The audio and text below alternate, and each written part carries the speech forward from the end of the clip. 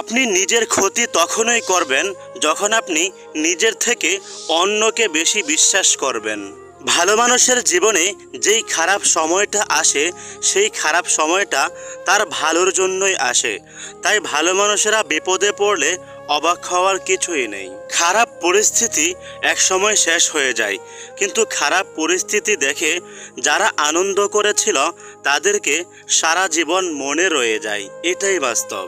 কাউকে যদি ভালো করে চিনতে চান তাহলে একটু সময় নিয়ে তার আশপাশে খোঁজখবর নিন, দেখবেন তার আসল পরিচয় পেয়ে যাবেন।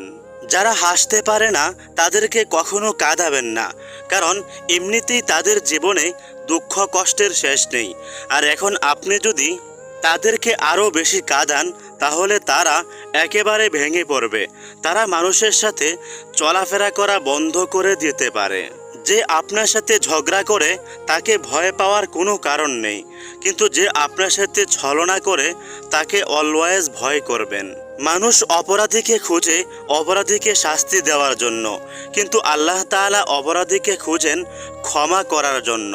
কোনো মানুষ যতই গুনাহ করুক না কেন, দিন শেষে যদি সে আল্লাহর কাছে ফিরে গিয়ে তওবা করে আর বলে যে আল্লাহুম্মাগফিরলি, অর্থাৎ হে আল্লাহ আপনি আমাকে ক্ষমা করে দিন, তখন আল্লাহ তাআলা তাকে অবশ্যই ক্ষমা করে দেন।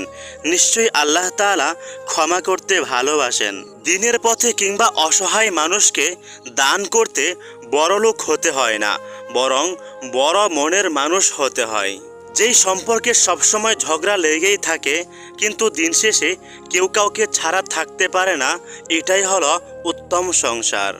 এই দুনিয়ার সব মানুষই মুখোশ পরে ঘোরে, কিন্তু আমরা সেটা দেখতে পাই না। আর সেই মুখোশ দেখতে চাইলে একটু বিচক্ষণ হতে হবে। কোনো মানুষ আপনার সাথে সারা জীবন চলবে না, হয়তো সাময়িক সময় আপনার সাথে থাকবে, কিন্তু পুরো জীবনের পথ আপনাকে একাই চলতে হবে। মানুষ হয়ে জন্ম নিয়ে যদি মানুষের সাথে মানুষের মতো কথা বলতে না পারেন তাহলে একদম চুপ থাকবেন। মেয়েদের সবচেয়ে দামি সম্পদ হলো তার চরিত্র।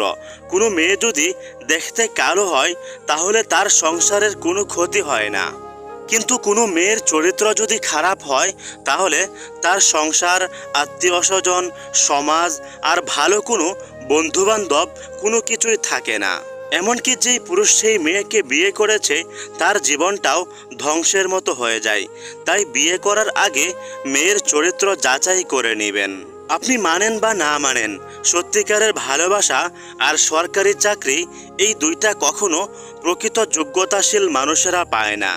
নিজেকে মানুষের সামনে অতিরিক্ত প্রকাশ করা উচিত নয়, কারণ এতে করে মানুষ আপনার সব বিষয়ে জেনে যাবে, এরপর সবাই আপনাকে সস্তা ভাববে।